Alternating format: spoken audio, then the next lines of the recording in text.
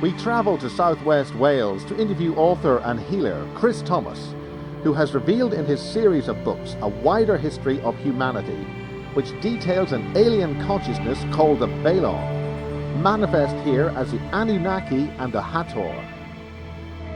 Much to his cost, as Chris awoke one morning to find he had been injected with the poison, so he is now in a severely weakened state. He was able to give us a series of interviews for the sole purpose of discussing the Phaelon, its influence on the elite and the Illuminati, to the detriment of humanity and other facets of humanity's history, for the greater good, and provide a warning of humanity's impending danger, unless we wake up and pay attention. We introduce Chris Thomas. Well, I found out at a very early age that I was a sort of a natural psychic, so I've not had any psychic training or anything, and really just about 30 years ago I found myself in a situation where I could help somebody, for which I needed basic sort of psychic skills and healing skills, and I found that I could. And so I basically, that's how I began with it, and decided I'd better find out what this was all about. And really I've spent the last 30 years investigating how healing works, how the body works, how illness arises, and from that, what I've discovered in people's bodies is very surprising. So as people started approaching me for requesting me to give them healing, I found that the problems that people were bringing to me, the health problems that they were bringing to me, became progressively more complex. And so I tried to find ways of reading the energies that were at work within the body. And to my surprise, I quite often found energy patterns inside people's bodies that were, shall we say, not human. They related to energy frequencies that were not in existence within the solar system. So basically people were carrying around implants with them which were causing them health problems. So it led me into investigating what these particular implants were, where they originated, how they originated, and what kind of problems they were causing for people. And so over the years it's really been a question of looking at whatever the problems people have brought to me and trying to find an answer for them. What do these implants look like?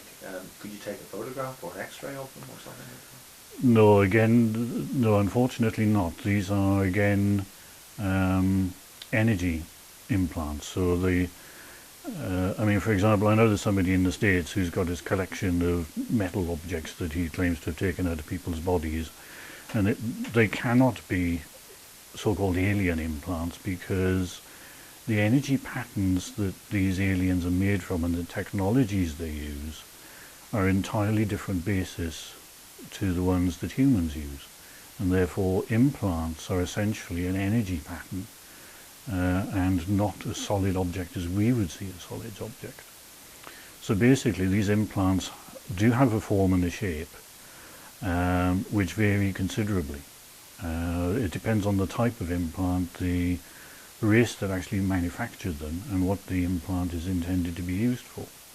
Now, a lot of people took these implants on quite deliberately at the time of Atlantis, for example, but a lot of people have had these implanted without their knowledge and against their will, and that is really not a good thing. And so what are they designed to do? How many types are there? Is it, is there a basic set of different genres of implants? Yes, there are quite considerable. If I start at the beginning, shall we say, of human history, which is about 85,000 years ago on Atlantis, what we did, by we I mean all of those who came to us who intended to take part in what I would call a human experiment, basically to see whether life at the sort of physical densities we experience could be lived. And when we came to Earth, what we found were basically Cro-Magnon man in a very basic form. And what we decided to do, with their agreement, was to genetically accelerate them. The way in which we did this was to implant them with, it looks a little bit like a crystal. It's a six-sided crystal. Ladies would probably find it very familiar because it looks like an awful lot like a diamond you'd put in a ring. So it's a six-faceted diamond, flat topped, and comes to a point. And these are genetic accelerators. And what they did essentially was to create higher energy patterns within Cro-Magnon man, which then created more DNA. And so it then became a cycle. So each time more DNA was created, higher energy patterns were created. Until in the end, what we ended up with was a human being. Now, a human being, according to the Akashic and according to the way the Earth looks at human beings as a species, is that we have the whole soul within the body. What we're used to is having a physical component of the soul within the body and a higher self, as it were, a higher aspect of the soul, effectively separate from us. And as far as the Earth is concerned, as a species, we've been subhuman for several thousand years. But we use these implants in people to genetically accelerate Cro-Magnon man into a situation where we had a body form that could actually accommodate the whole soul within the physical body. And of course, once we'd achieved that, people started experimenting with these genetic devices and what we could actually do with the body. So you had all the sort of strange memories people have of Atlantis, of strange beings, part human, part animal. That kind of memories and experiences actually existed, because those who were on Atlantis decided to experiment with this human body and see what we could do with it. Because after all, as far as the universe was concerned, this is the first time that a physical body had ever existed. I mean, these Atlantean implants become a problem, have become a problem over the last few years, because as we increase our energy levels, as we undergo the kind of change we're heading towards in 2011, 2012, then we are taking more of the higher self into the body, and therefore it's increasing the body's frequencies, and it's switching on some aspects of these Atlantean chips. For example, I've worked on people who were mermaids. They had mermaid genes within their bodies, basically, which was, in this lifetime, was actually making them lose the use of their legs, because they were starting to weld together to form the fish tail. I had somebody who had jellyfish genes in their system, which meant that every time they moved, the body couldn't quite deal with the movement. They end up rupturing muscles. I had another mermaid form who was growing fins on the back of her spine and had medical surgery to remove this spine growth out of the spine.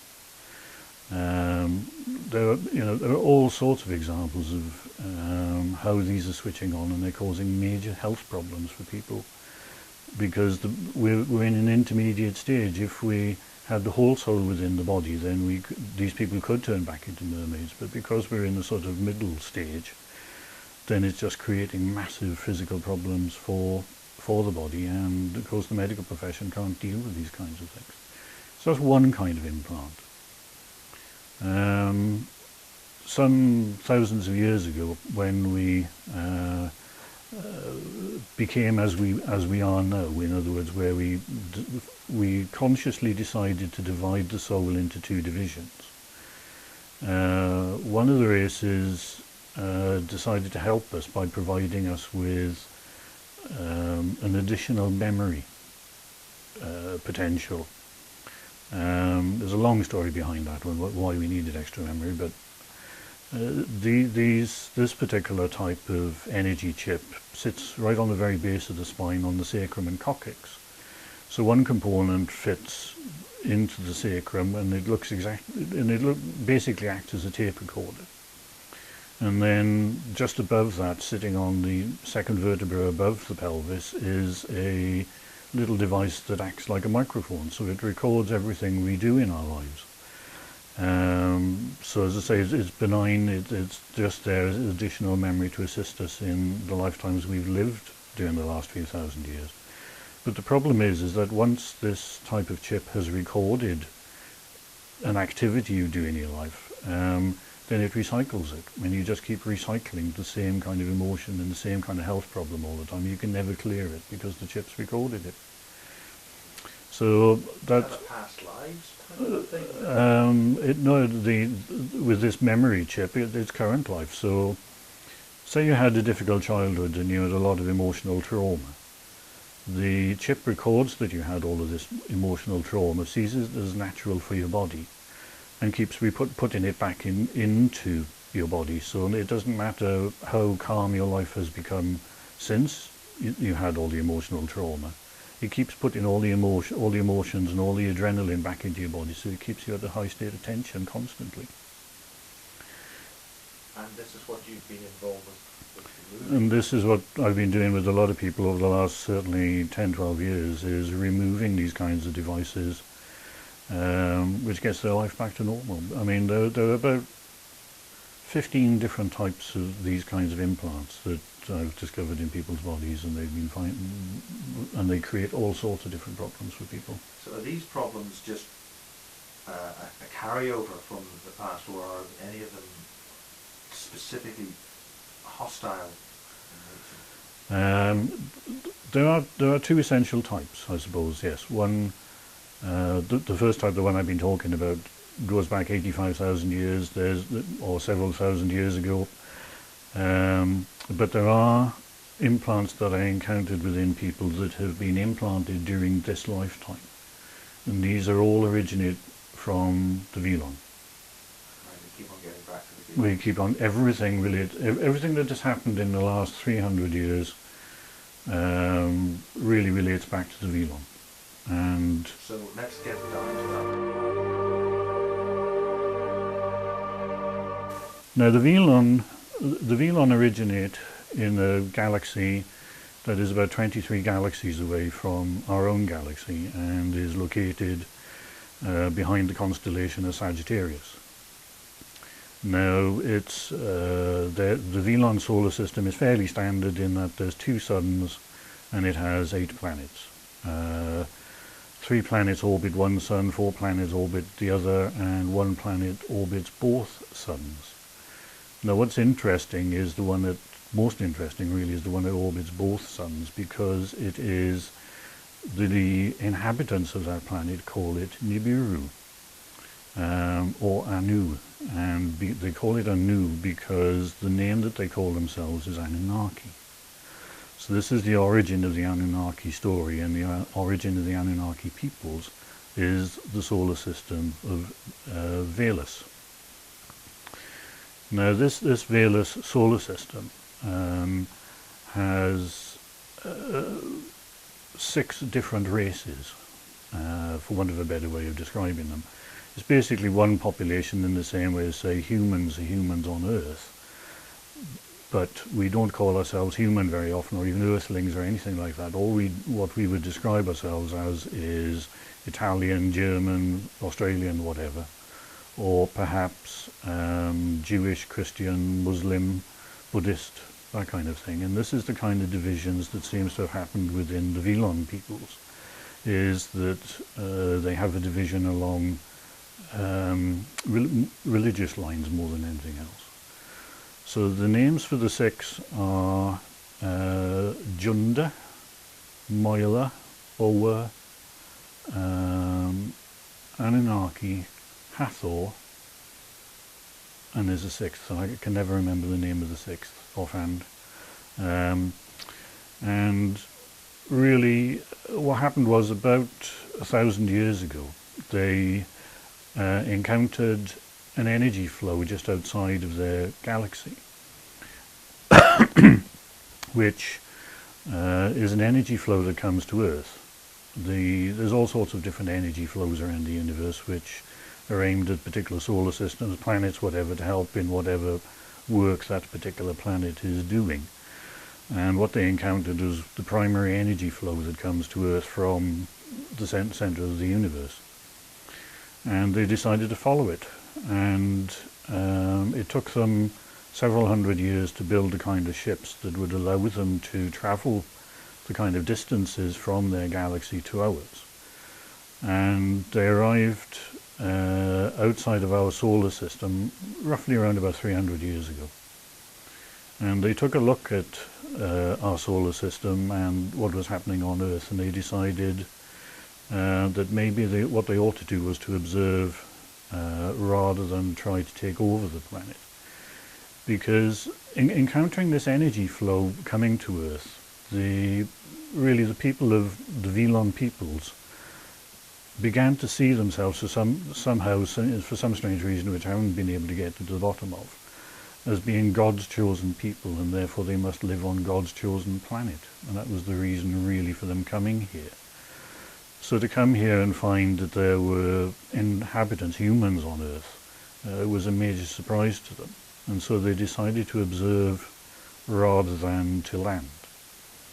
Now, the vast majority of the Velon peoples decided to leave our solar system because it was inhabited. They didn't want to take over somebody else's planet, as it were. I know this sounds a bit like a plot for a second-rate sci-fi movie, but this is what is recorded within the Akashic, and is everything that I can find out leads me back to this story all the time. And so they disappeared, leaving less than 1% of the total Velon population behind. And the two primary most aggressive aspects of the Velon turned out to be the Hathor and the Anunnaki. And so ever since that time, both of those races, the Hathor and the Anunnaki, have been trying to find ways of getting humans off the planet so that they can claim it as a prize. Now, both of those races decided to take different directions. So what we have are the Hathor working with people from a psychic channeled kind of direction. So they've been channeling a lot of material to mediums, clairvoyants on Earth, in trying to influence them to make them believe that the Hathor are the good guys and they should be here on Earth helping us through whatever it is we're going through. But the one plan they came up with was working with a group of people in America who have a following worldwide. So there's quite a few thousand members of this sort of organization, and the Hathor persuaded this group to build what they called celestoriums, which one was located in Texas and one was located in Belize in South America. These celestoriums were 333 foot long or 100 meter long copper tubes, which were set vertically into the earth and filled with programmed quartz crystals. They're tuning forks. That's essentially what their intention was. And essentially, the first celestorium was fired up back in 2006, I think it was. And everybody who was a part of this group working with the Hathor felt themselves literally being sucked out of their bodies. And this was actually the purpose of these celestoriums, was to do that, was to remove the soul out of the body and throw it back into the original Velon solar system. Fortunately, there are a lot of people on Earth working as, you could describe as guardians, I suppose, to try and make sure that the safety of the Earth is maintained, and obviously humans, that all life that is on the Earth. So are these guardians human or spiritual? What do they mean? Several of the guardians are, if you like, are human, but they operate on much higher levels to most people. And some of the guardians are connected with the Earth herself, and therefore with the fairy, essentially, or the she more than the fairy. Explain who they are. We got about 3 months, have we, to go through this. Okay, now then, the fairy. The planet is a consciousness. The Earth is a consciousness. There's a soul in her own right. I know there's the name Gaia somebody came up with, but the Earth doesn't seem to quite like that name. But in any case, everything that exists on Earth, all life that exists on Earth, is created by the Earth herself. The way in which the Earth does this is to create an energy template, what a lot of people call an etheric template, which is the design of a plant or an animal, and then the energy patterns that exist on Earth put substance to it. So in other words, a physical body is built around the energetic template. Now, in order to maintain the energy patterns and to maintain life, the Earth created the fairy, for want of a better word for them. These are little energetic beings who exist in a realm far beyond the physical, our physical capabilities to see them, and again, unless you happen to be particularly psychic. And in order to keep check, as it were, on the fairy, the Earth created a sort of management level. I know that sounds flippant, but I can't think of a better word to describe them, known as the Sidhe. And the Sidhe are quite remarkable beings. I think it's a Gaelic word, Sidhe, because it's spelt S-I-D-H-E, with an accent over the E. And the Sidhe are about 12 foot tall, and again they're made of pure energy. And they really are quite remarkable beings, and what they do is to help the Earth in her creationary processes of building new animals, new plants, or modifying animals, plants, whatever. But also to ensure that all of the energies on the Earth are doing everything that they're supposed to be doing. And they've obviously been around as long as there's been life on Earth. So 25 million years or so we've had the fairy and the Sidhe operating on the planet. Some people obviously interact with the fairy and the Sidhe and have benefited greatly from it. And of course most people regard the fairy and the Sidhe just as literally that fairy stories. They don't exist, but from my own experience they do. I mean, as a psychic, then yes, I have seen the fairy and I've worked with the Sidhe for many years. And they also, as I say, act as guardians. If there's any peculiar energy patterns turn up on Earth, then the Sidhe will investigate. And this is what happened. This is what happened with the Celestorium. This one Celestorium, when it was activated, if both had been activated at the same time, the story might have been very different, because most people on the planet would have been affected. But as it was only the group within who were a part of this Hathor channeling group that became affected by the first Celestorium being switched on. Both Celestoriums were destroyed that night, so they cannot be used again by those who act as guardians around the Earth. How were they destroyed? Again, energetically. You know, the problem with being human is that we see everything as physical. If we can't touch it, smell it, feel it, whatever, then as far as we're concerned it doesn't exist. But good old Einstein's theory of relativity, you know, E equals mc squared, is very true. Everything is energy. Underlying everything is energy. The only thing that makes it visible or invisible is the frequency at which those frequencies are connected together. So getting back to the Velon, and 300 years ago, the Velon and the Hathor arrived here, so the Hathor went through their processes.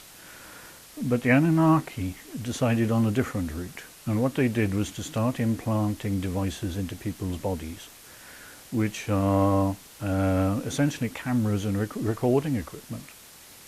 And what these devices did was to relay back to the Anunnaki everything that person did during their normal day, 24 hours a day, 365 days a year, every single thing that that person did was fully recorded and monitored by the Anunnaki.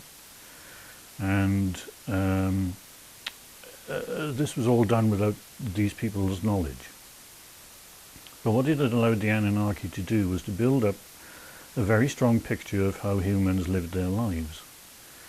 And what they decided to do was to come up with a story, what I would call a fantasy story of human history and how humans were developed. And the reason they did this was that by creating a fantasy story, they hoped that when they appeared in this current time, all the changes that we're going through, then we would acknowledge them as our makers and our gods, essentially, and therefore they could take control of everything that is on the planet. So what they did was to blend together parts of the history of their own solar system, parts of the history of our solar system, and parts of our religious beliefs and traditions. By mixing them all together, they then travelled back in time to about 5,000 years ago to ancient Sumeria, and they dictated this story to a scribe in Sumeria who took it down in cuneiform writing and is recorded on clay tablets. And these thousands of these tablets came to light a number of years ago, and several people have been translating them. And what we have is translations of this story presented as books, saying what the Anunnaki want to say, which is that the basic story that the Anunnaki put together is that quite a few millions of years ago, a new planet entered our solar system, which travelled in the opposite direction and in an oblique angle to the existing planets within our solar system. And this planet they called Nibiru, which takes 3,600 years to orbit in and out of our solar system. On one of its orbits, one of the moons of Nibiru hit one of the planets within our solar system, splitting it into two. One half of the planet became the asteroid belt, and the other half of the planet became the Earth.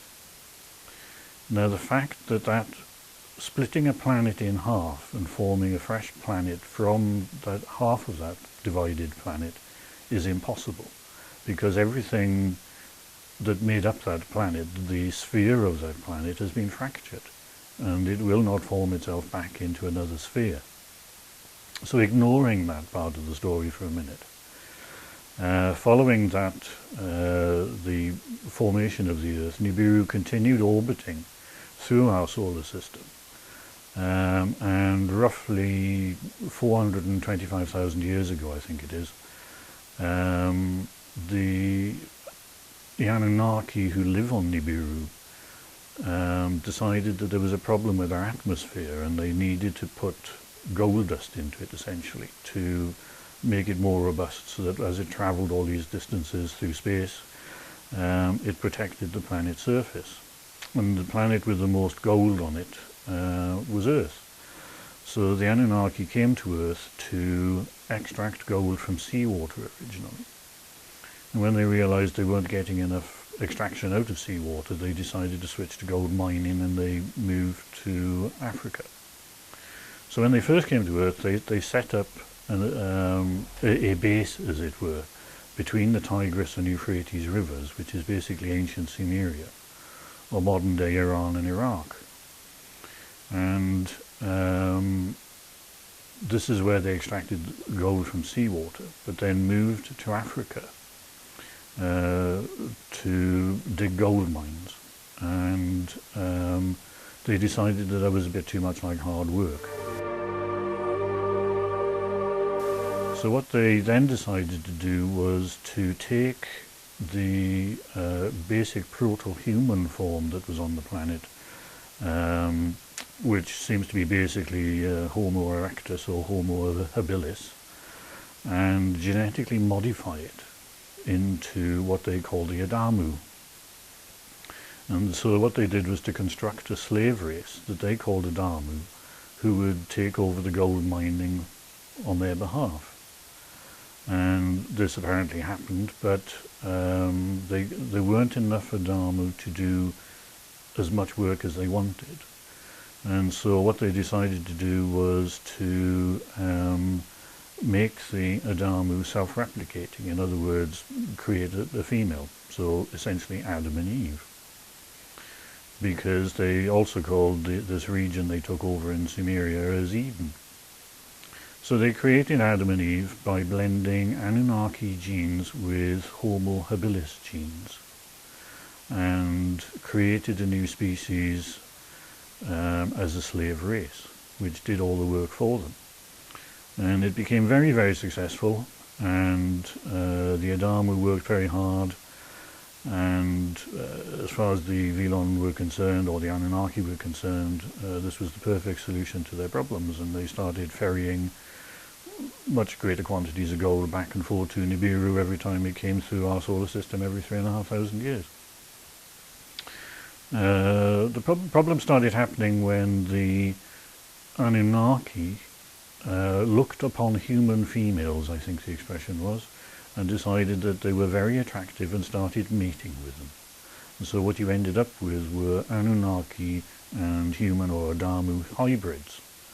And this caused great problems within the Anunnaki because of their social structure, and problems within the Adamu on Earth as well.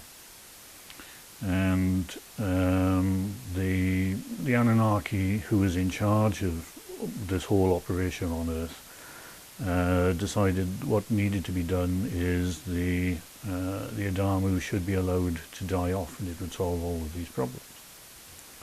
This they tried to do, but couldn't make it work because the Adamu were very intelligent, able to deal with all sorts of deprivations. But then the next orbit of Nibiru, it was noticed, would come much closer to the Earth than it had done.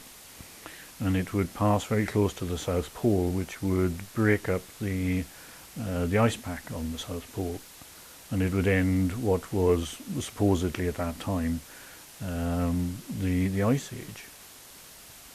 And so it was decided that the Anunnaki would leave the planet, let all the disasters that it looked like were going to happen, caused by Nibiru's transit, to happen, and then they'd come back and finish mining again and hoping that all the Adamu would have been killed off.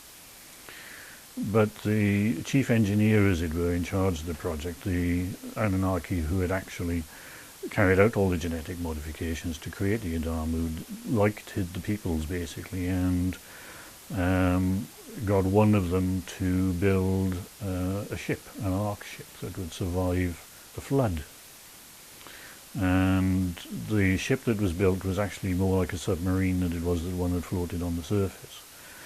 And he was given technology that allowed him to record all of the genetic patterns of the Adamu and all other forms of life on Earth, so that when the flood receded, the Anunnaki could rebuild all forms of life. And so this is what the story says happened, is that the Nibiru passed by the South Pole, broke up the South Pole ice pack, created massive flooding over the whole Earth's surface, and destroyed virtually all life over the whole of the planet. And when the flood waters went down, they returned and started again, but in the end they were happy that the Adamu had been saved because they were still very useful slaves.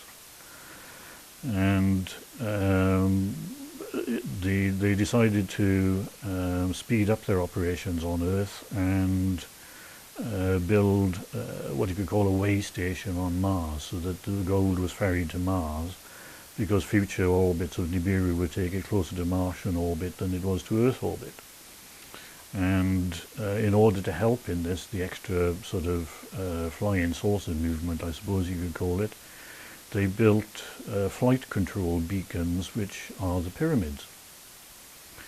And this is basically the Anunnaki story. This is what they said they did, and how they created humans by creating a slave race. But you would differ with that. It is the biggest load of bollocks I have ever read in my life.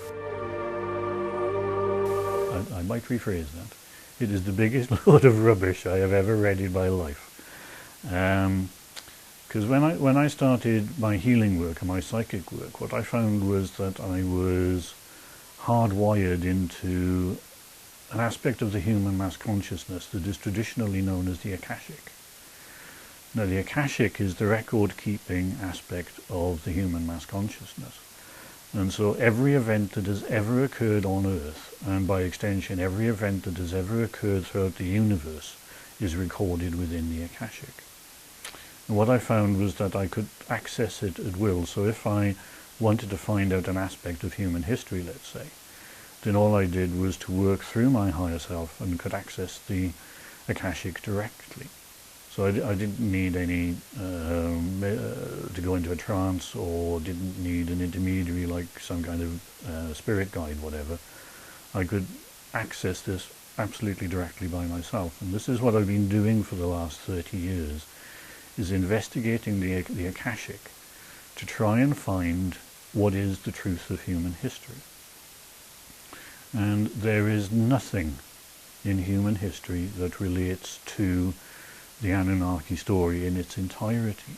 There are small bits and pieces that the Anunnaki have pulled together of human and our solar system history, and they have blended it together with their own solar system history, and they have tried to make a new story out of it to make us believe that the Anunnaki are our gods. And ultimately it is a complete fantasy. It is a total fabrication. One piece of proof, as it were, that I came across was somebody who approached me as a client for healing some years ago. Turned out to be Velon origin, but had taken on a human lifetime. There were a number of these Velon on the planet who had managed to find a way of taking on a human body. Again, there's a very long story behind that. How many of them? Not a huge number, only about 250, something like that. And he had particular health problems which he couldn't understand.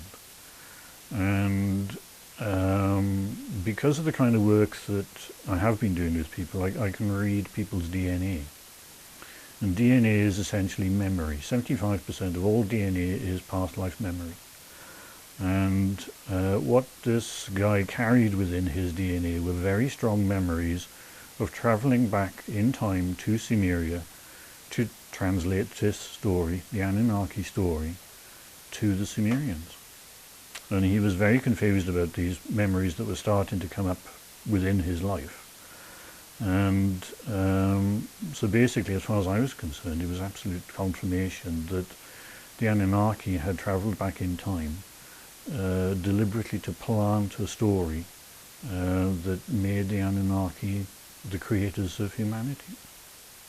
So the Anunnaki travelled with the Adamu, who were migrating out of Cimmeria, and they travelled north and eventually ended up in Tibet, which is where the Anunnaki, the Anunnaki who travelled back in time to take this story to the Cimmerians, ended up and remained in the 5,000 years since.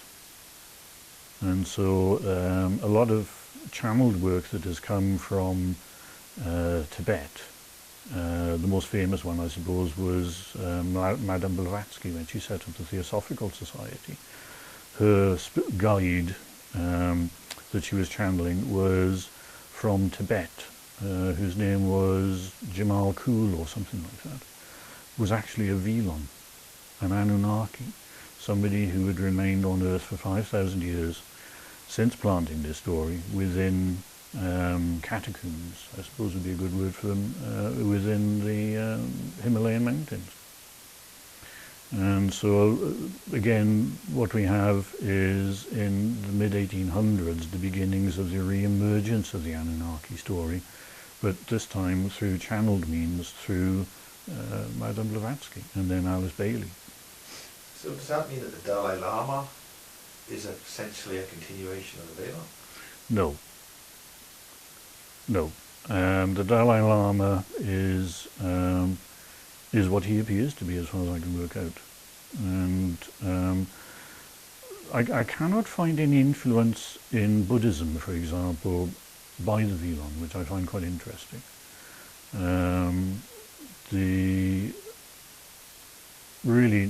I cannot find any influence there, and I find that quite intriguing and quite strange in many respects.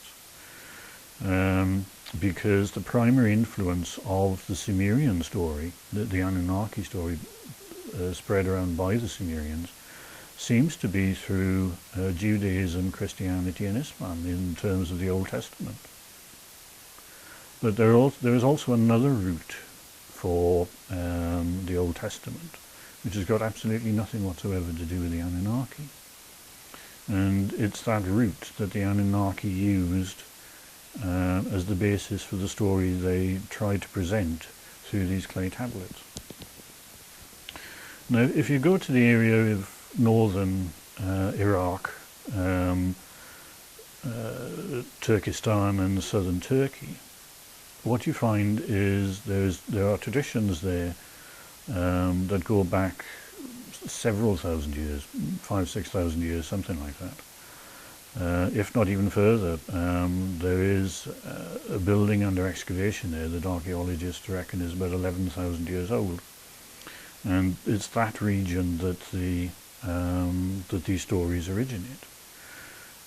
Collectively, these traditions are known as the cult of angels, and have as their primary symbol what they call a winged disc.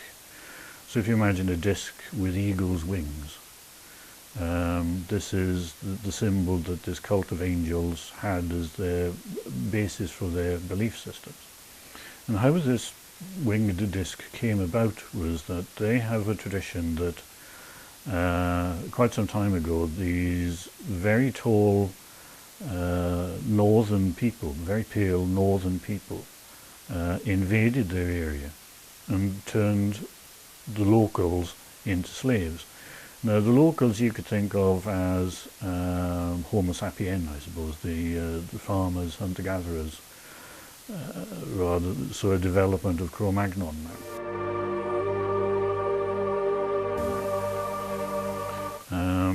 But the Earth, in trying to find a suitable human body form, experimented with a great many different types, and one of them was Gigantopithecus. Now, Gigantopithecus is what was potentially an ancient human prototype, who was about 9 foot or about 3 meters tall.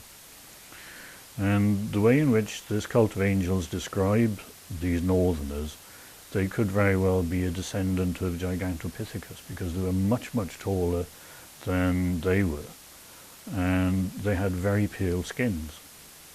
And so this would appear to be the origin of the tall white Nordics, as far as I can find out, which is what, of course, the Velan and the Anunnaki now call themselves, certainly as far as UFO watchers are concerned.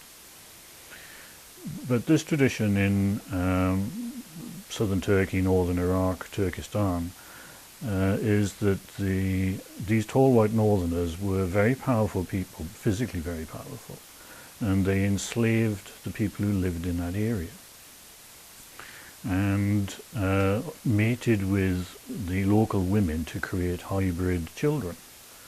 These are known as children of the jars, and eventually the locals, for want of a better way of describing them, had enough of these tall white northerners, and they massacred, and they actually turned on to these people, and they massacred and they killed every single one of them.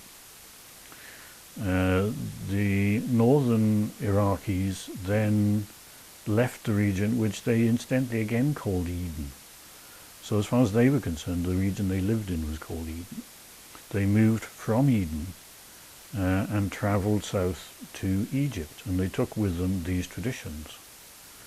And as far as I can work out, if you look at the bulk of their traditions, this forms the basis for the Old Testament, because the peoples, well, these are the peoples who were then ejected out of Egypt, and they took all of these traditions with them. And the winged disc was also adopted, is a symbol you'll find quite a lot in ancient Egypt. And the winged disc is also the symbol the Anunnaki have adopted to make it look as though they're connected in with human history. Because these tall white northerners who invaded northern Iraq had a basic religious belief centered around birds. And their major symbol was a winged disc, because they used bird feathers for their sort of shamanic type processes and the work they did as shaman. And this was then enforced upon these people, and it became their traditional symbol, this winged disc. And they took this tradition with them through down to Egypt. And the Anunnaki have adopted that symbol to give them credence as being the gods of the humans. So what about the Hathor? And in Egypt, this combination? No, the Hathor, I know there is a name Hathor of one of the aspects of the primary god in Egypt as being called Hathor. It's the cow god, I think, isn't it, Hathor?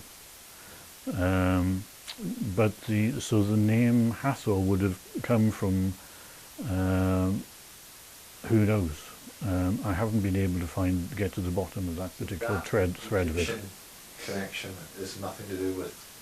Not that I've been able to find. Doesn't mean to say there isn't one, but it's not what I've been able to find. So, where do we connect with the Illuminati? And 300 years ago, how did that process actually happen? Right. And bringing us to the present.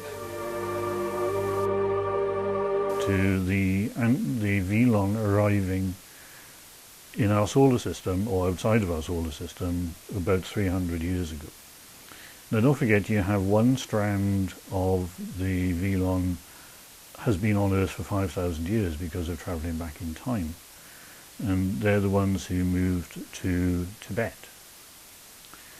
The ones in Tibet tried to do all sorts of different things on a genetic level to try and make themselves look more human. Because in their natural state, the Velon are anywhere between, depending on which race it is, they're anywhere between about 2.4 meters or 8 feet, or 15 foot and 4 meters tall. And so they tried to make themselves a lot more human, and so this is one of the reasons why they hid themselves away in Tibet.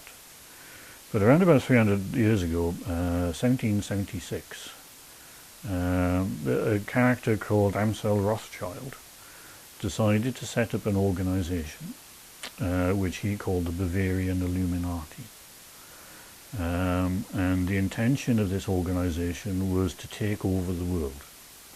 This is what was written into the original documents to set up this Bavarian Illuminati. And recognizing that there was some kind of power base beginning to build here, the Velon, or the Anunnaki who had moved to Tibet, took over this organization. Now the way in which they did this is again requires a long explanation as to the kind of technology the Velon have available to them. But essentially they took over total control of the Illuminati virtually from its inception. This they did as much on a psychic level as on a physical level. And What kind of physical level? The bodies of the well, you see, this is how long you want the description you want. This is the problem, because you're talking. But cutting to the chase, how did these non-human ET type beings walk in and take control of the Illuminati? And what was the function of the Illuminati before that? Was that not to save the human plan, or? No, the Illuminati was there purely and simply to take over the Earth, to take control of the planet, human activity on the planet. Which is getting very clear that they're being successful. Well, they've had 300 years of practice of playing at it, and they've been building up slowly to do it. But everything's accelerated over the last number of years because they're running out of time. Why are they running out of time? Well, let's come back to your first question. The way in which they took over the Illuminati was what psychics would describe as a walk-in. Now that is where one soul walks into somebody's body, and in doing so displaces the soul that was in there originally. It's a bit of a bizarre concept, but it's one which the Anunnaki used to take over the Illuminati, because by doing so they convinced Rothschild that they were an immensely powerful race of beings and could provide whatever energy potential the Illuminati required to carry out their plans. Again, you've got to remember, everything is energy. So if you have a massive energy potential, then you can manipulate anything that you choose to manipulate. And this is what Rothschild took on board, because the body that was taken over was the person he had chosen to be the leader of, the physical leader of the Illuminati, with Rothschild in the background. This is a guy who's been nicknamed Spartacus, I seem to remember. And from that point onwards, it meant that the Anunnaki had full control of the activity of the Illuminati and all of their activities. And because I think a lot of it's to do with the fact that the aims of the Illuminati and the aims of the Anunnaki are the same, which is control of the human population on the planet. And this is what they set about doing. I mean, the first thing the Illuminati did was to set up the French Revolution, to depose the monarchy within France and take control of the people through, a socialist ideal. This obviously failed, and essentially the Illuminati were thrown out of Europe because the other heads or monarchs of various other countries in Europe didn't want them there any longer, so it became very difficult for Rothschild to operate within that sort of climate. So what the Illuminati did was to move to America. And again, at the time, what they did was the Illuminati took over the Freemasons, and they re-established the Knights Templar. Now, the Knights Templar had been eradicated basically by the Vatican and the French king in 1307. So they hadn't existed after 1338, I think they were officially disbanded. But in history, the Knights Templar had a traditional and very important role, and this was to guard the Ark of the Covenant. Now, the Ark of the Covenant, I mean, the Ten Commandments really don't mean anything, much of anything, because after all, it's a basic moral code that people were living under in any way. What is important of the Ark of the Covenant is what they call the Tables of Testimony. Now, the Tables of Testimony is a green crystal which has been programmed with the history of the human race, all the way from Atlantis up until the Knights Templar were destroyed. And so it's a very, very important artifact, because if the Anunnaki could take control of that, then they could literally rewrite human history. They could impose the fantasy story that they built onto the crystal and literally alter the Akashic by doing so. Fortunately, the Tables of Testimony and the Ark of the Covenant are in a place which are inaccessible and will remain inaccessible. But by rebuilding the Knights Templar, they were hoping that they could get sufficient knowledge and ancient knowledge back together to find out where the Ark of the Covenant is located and how to access it. Fortunately, they couldn't, and that is the situation as it remains to this day. The Ark remains in hiding, as does the Tables of Testimony. Is this a time log?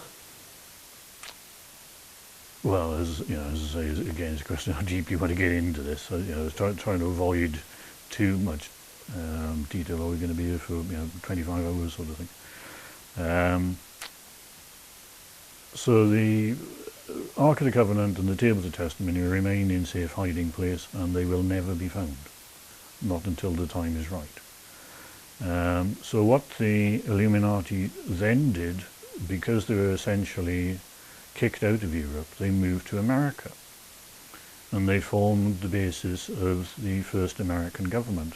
So they were all tied in together. So you have the Illuminati, the Freemasons, and the Knights Templar at this time in history are all tied in together, all doing different aspects of the same job essentially, which is what the Illuminati and the Anunnaki together declared they were going to do, which is to control everything that occurs on Earth. And so they took control of the American Constitution, the way in which America functions, and are still in control now. And they have been in control ever since America first came into being.